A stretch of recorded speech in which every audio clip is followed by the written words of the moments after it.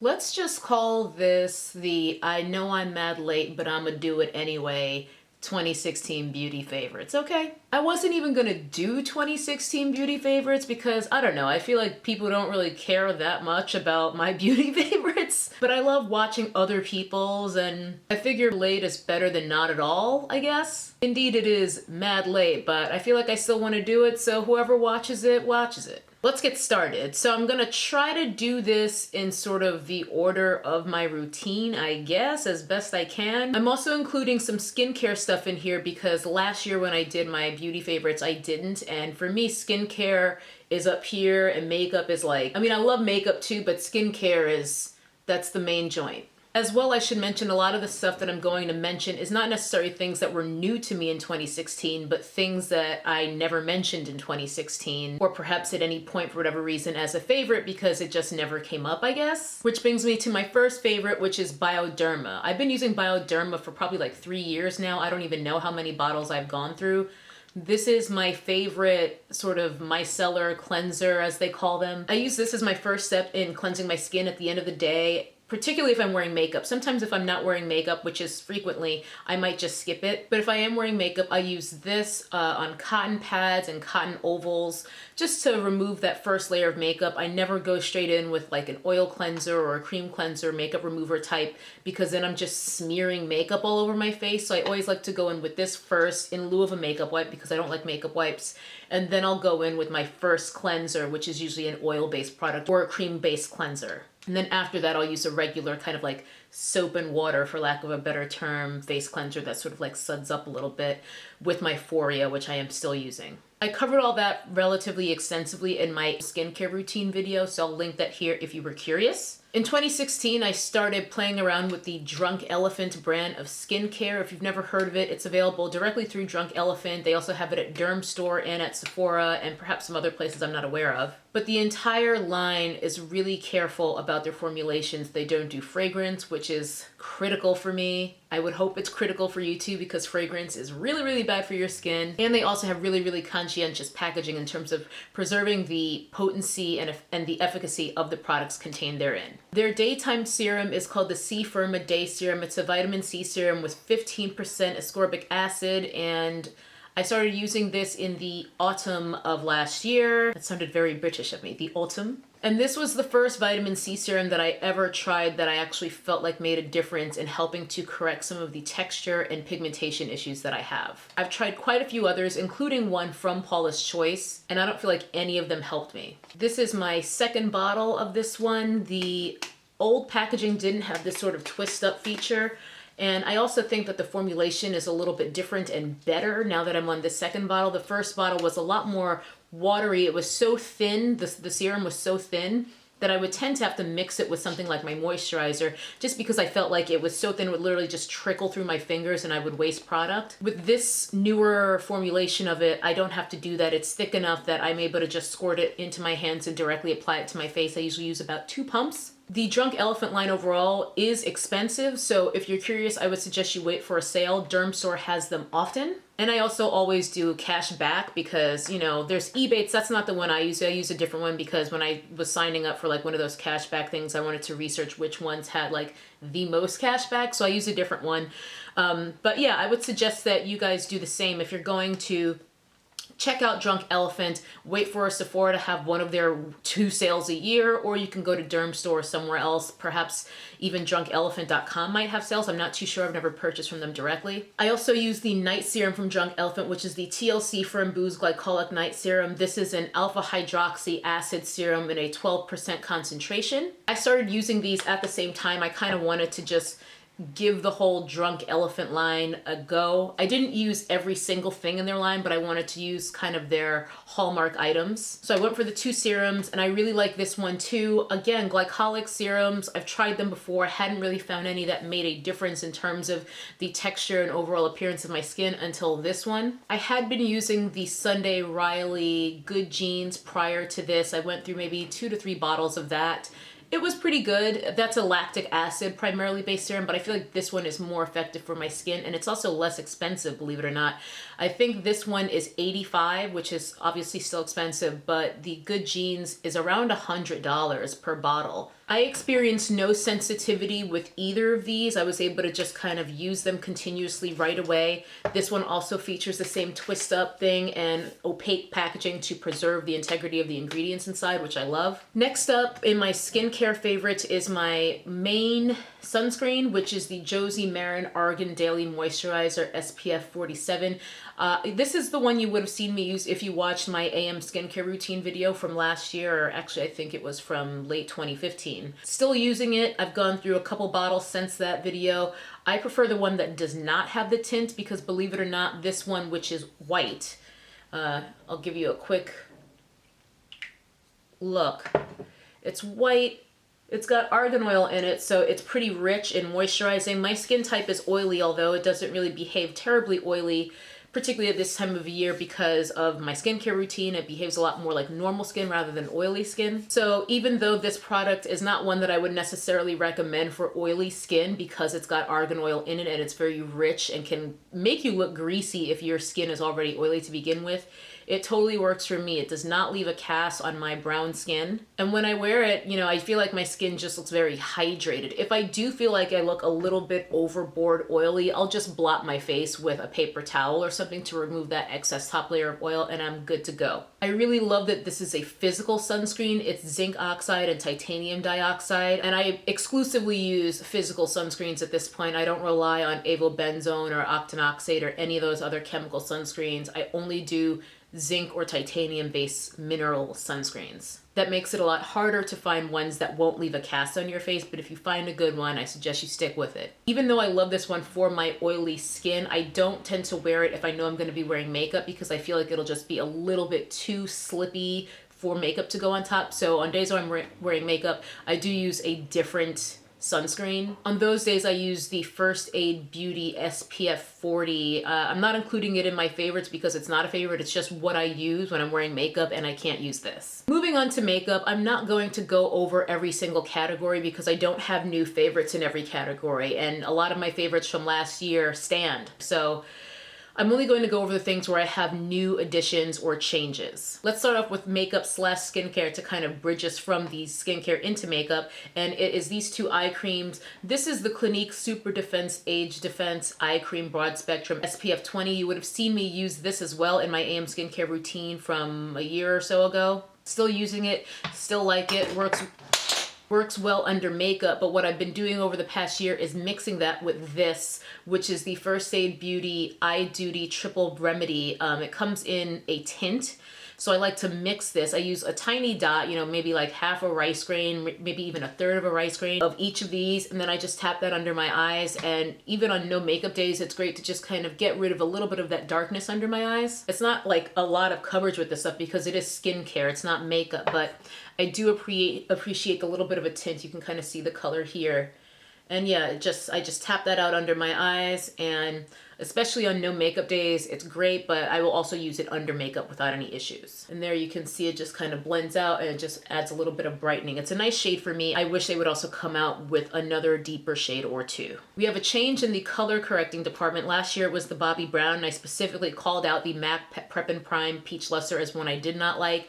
I like it now. I think the key was figuring out how to blend it out, and for me, blending it out with a beauty blender is the way to go because this is quite orange, but the beauty blender helps to kind of shear it out so that it's not creating a new problem of me just looking orange underneath my foundation. So I was really happy that I revisited this after deciding I didn't like it, because now I do actually prefer it to my Bobbi Brown, and it's also less expensive, which is great. I have a favorite black pencil eyeliner, which is kind of random. Charlotte Tilbury will be making a couple of appearances in this year's favorites, as she did in last year's. She's just got basically probably my favorite line of makeup overall. I just love almost everything that I try from her. And her eye pencil is no exception. This is the Rock & Kohl Iconic Liquid Eye Pencil. It's a black eye pencil, but it's so smooth and creamy and easy to apply. There's no drag on my waterline or on my lash line when I use it. It's very black. My only complaint is that it's so good and long wearing, it's actually a little hard to remove.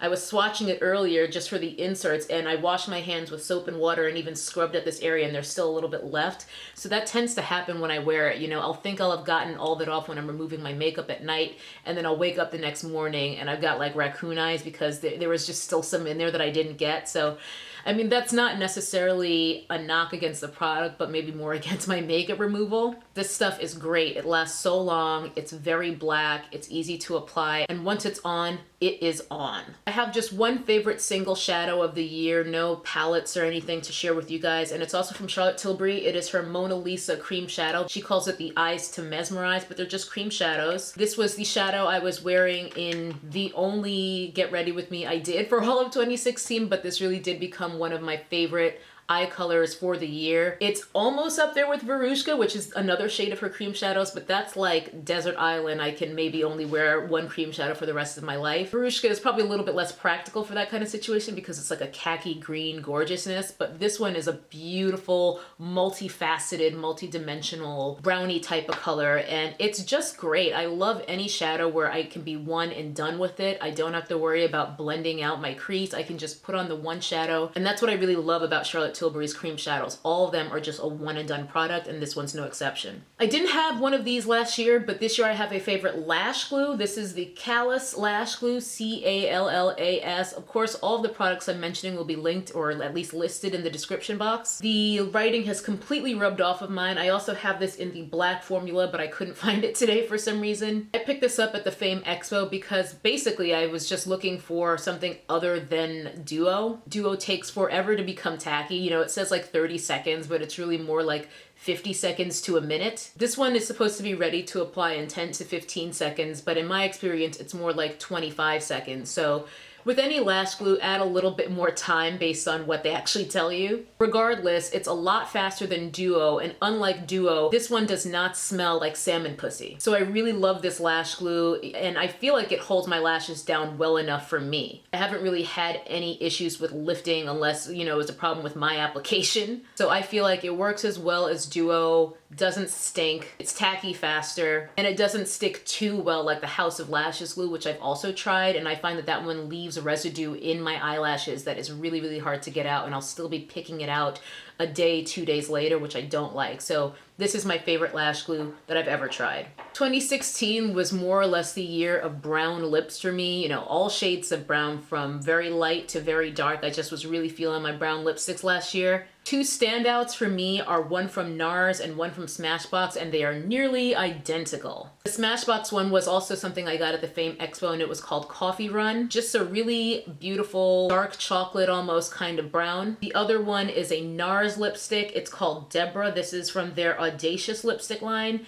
Very similar to Coffee Run, as you can see, but I would say this one's got a little bit more red undertones to it. I love them both. They're very similar, but I feel like they're different enough for me to feel justified in having them both. Not really. I don't have a foundation or concealer to share with you guys because there's nothing that I love more than the things that I loved in my 2015 beauty favorites, so we'll move on. My favorite powder bronzers remain the same as in that video as well, but I still found something new, and that is the Armani Maestro Liquid Summer. I also used this in my one and only Get Ready With Me from 2016, and I love this product. It's fantastic. A little bit goes a long way, and I feel like it just blends out so seamlessly and nicely. I really prefer to use liquid products whenever possible because I feel like they just mesh into the skin better. So I was really happy to have splurged on this during one of the Sephora sales because this was a great find. I don't think I had a contour powder at all last year, but I have one this year, and it is the Kevyn Aucoin Sculpting Powder in Deep. This used to come in only one shade, but I guess either last year or maybe the year before they expanded it to 3 shades, and now it's in light, medium, and deep. I got deep, and looking online, and even when it first arrived, I was afraid that it wasn't going to be deep enough, but ho ho ho. Don't be fooled by how it looks in the pan. I have to use a very light hand with this because it really does show up on my skin and can look a little bit too intense if I over apply or if I'm not careful. I am wearing it right now along with the Armani Liquid Summer. In fact, I also just picked up the medium in this sort of palette situation of 4 different Kevyn Aucoin powders, because I wanted to see if it will be a little bit more mellow on days where I don't want such an intense contour. So let me know if you guys want me to report back on that. I haven't tried it yet, but I do love this one in Deep. I would say for anyone who's my complexion or even a shade or two darker, that will be just fine for you as a contour, unless you really just want that drag makeup kind of intense, like cut a bitch cheekbone. But I am able to achieve that cut a bitch cheekbone with that powder if I want it. I have one blush to share, and it's the Urban Decay Afterglow blush in Video. Ulta was having a flash sale, as they often do. They'll do those 21 days of beauty sales, if you guys have ever heard of those. And these were all half price, all of the Afterglow blushes. So I picked up this one and a couple others, and I've just been wearing this one pretty much anytime I need blush, except today, of course. I love this blush for the same reasons as that Burberry blush that I mentioned in last year's favorites, which I also still love, but I'm not a huge fan of dolly cheeks. I went a little dolly today because I don't know what I was thinking, but this is just a great sort of like barely there blush. It gives you just enough color to kind of bring some life back to your face if your foundation has muted out your skin a little bit too much. And it's just really easy to wear. I really am happy I picked this up. It looks like absolutely nothing in the pan. It looks super boring, but I think it's great on the cheeks. And whenever I don't know what blush to wear, it's either this or that Burberry one because it goes with literally anything. Got a highlighter from Hourglass. This is the Euphoric Strobe Lighting Powder. And I mentioned this one in that shit I'm loving right now video I did over the summer, which was just sort of a I feel like doing a favorites video. Not all that dissimilar from this one. I do not care for the sweat stripe kind of highlighters that are ever so popular right now. I'm just not here for it. I don't want my cheeks to look metallic or wet or anything like that. I just want a subtle glow and luminosity so that when you turn, it's just like you look healthy and maybe you're possibly pregnant. I don't know. I just want a subtle glow to the cheeks so that if I turn, you know, I look kind of like healthy and youthful. I don't need to have like a blinding highlight that people can see from space. I'm so over that. I've been over that since day one. Interestingly enough, in the reviews for this powder on Sephora, I remember when I was looking to buy it, it was just before their sale, which is when I ended up buying it, their spring sale last year. A lot of people were complaining about glitter in these, and I guess I do kind of see that, but once it's on my cheeks, I don't at all. It really just adds that. I mean, I'm wearing this right now. If you can kind of see, it actually looks a little bit more intense on camera than it even does in real life. It looks rather natural in my opinion, and I absolutely love this highlighter. If I could never wear any other highlighter, I probably wouldn't be too bummed out if this was the one that I had to stick with. Although I did pick up another shade in that sale, which I just started trying out, and I love that one equally, but I didn't try it out until it was 2017. It's literally been sitting in a drawer because I've just been so amped with this one. But I'm glad I finally have given that other shade, which is Brilliant Strobe Light, a try because that one's great too. This is sort of boring, but I have just a face powder, also from Charlotte Tilbury. It is her Airbrush Flawless Finish Skin Perfecting Micro Powder in shade 3, which is dark. If you look at the pan, that shit ain't dark. But it actually doesn't matter because I went to Nordstrom one day when they were having a whole Charlotte Tilbury event a long time ago. I think it was actually when the line first launched at Nordstrom. And I remember the makeup artist used this on me because they did me up. They gave me a little in-store makeover. And he didn't even use this shade. He used shade 2 because it's much more yellow based and he thought that it would complement my yellow undertones. And it looked great. Now at that time, I sort of didn't understand the nuances and subtleties of a good powder versus a bad powder. So I just didn't bother with it. But as time has gone on, I have needed a really good powder for my skin for work because I don't know what's going on over there, but they do not know how to light me. It seems like no matter what we're shooting, I look sweaty and greasy on camera. So 2016 was really a year where I had to hunt down a good powder that worked for me and that would keep me looking matte but not flat so that when I did go on camera I looked good, but I also would look good in person and not look crazy like a porcelain doll. Enter the Charlotte Tilbury powder. This is the best powder I have tried. I love to just kind of powder my T-zone with it after I'm done with my makeup, and then I usually kind of leave my cheeks to do their own thing, or I'll just powder them lightly because that gives me, like, I don't use highlighter when I go to work because, again, I'll just look too shiny and greasy. So I'll just let my skin do its own thing and create my own natural highlighter. I don't know, it seems like I'm able to light myself so that I don't look terrible at home, and I have less than a quarter of the equipment we have at work. I've literally got one ring light, my in-house lighting, like my overhead light and my 2 lamps, and yet somehow I look better here than I do at work. I digress. I love this powder. It is pricey because, again, it's Charlotte Tilbury and she is a luxury brand, but I feel like that powder is worth every penny because it just performs better than any other one that I've tried. It's just a great pressed powder. I have some other loose powders that I like, but for pressed powders and just the portability, this is the one for me. In terms of how I like to apply that powder, I like to use one of these 2 brushes. This one is the Wayne Goss Airbrush. And then this is the e.l.f. blush brush from their, I think, studio line or professional line. I forget what it's called. As you can see, these are kind of similar. I wouldn't call this e.l.f. brush a dupe, but it's pretty close because the Wayne Goss brush is, I think, $30, and I don't even think it's available anymore. Actually, I think it was $35 or so. It's not even available anymore. It was limited edition. I suspect it'll be back at some point because his brushes always seem to come back. Every single one has. But if you can't get your hands on that, or you just don't want to spend that kind of money on one brush, there is the e.l.f. blush brush, which is a little bit bigger, but it's still super soft. It's synthetic, and I love to use this with whatever powder that I'm using to set my face because it's small enough to be able to like get underneath the eyes if I need, or to just set my nose if I want to, and get on the sides without like going onto my cheek area if I want to just leave that powder free. But it also covers enough area to be able to like get my entire forehead, and you know, both of these, I'm saying, do this pretty well. And I really just love these brushes. So in terms of how I like to use the Charlotte Tilbury powder, or really any powder I'm using on my face, these ones are great. Definite favorites of the year. I'm gonna wrap this up with two other categories that I never covered before in my favorites, and that is nail polish and fragrance. None of these nail polishes were new to me in 2016, but since I've never talked about nail polishes before, I'm gonna do it now, and they certainly remained favorites in 2016. These two colors from Zoya, this one is Odette. This one's sort of like a dusty rose purple muted color, and this one's called Normani. It's sort of a grayish purple color.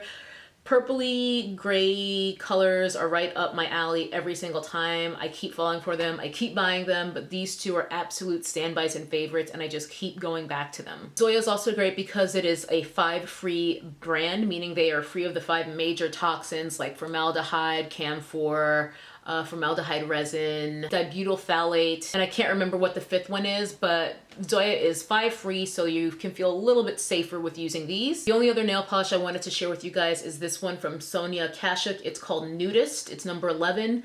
Great nail polish, very inexpensive. They're around $5 at Target. And from what I can tell, because I've read these ingredients about 100 times, this is also 5-free. They certainly don't advertise it as such or mention it, but I just looked at the ingredients when I was, you know, interested in buying it because I really love the color. And from what I can tell, it's at least 3 free and possibly 5 free. It's great because it's another safer option for nail polish.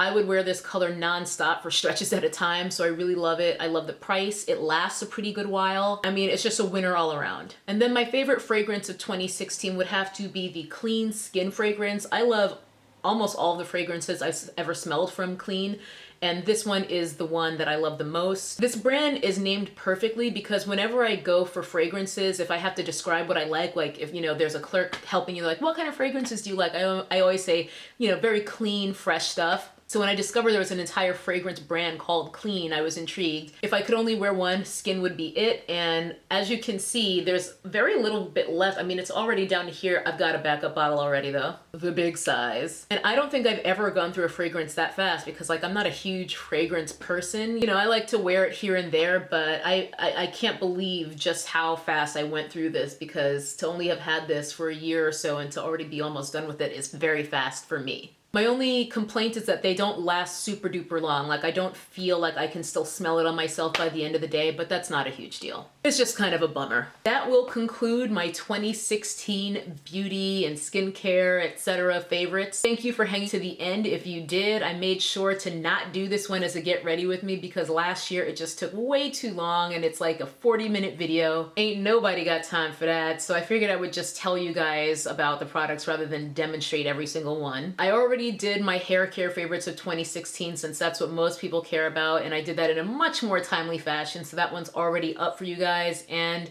that's it for now. So I will see you guys in the next video. Bye bye. That's a nappy-headed hose there, I'm gonna tell you that now.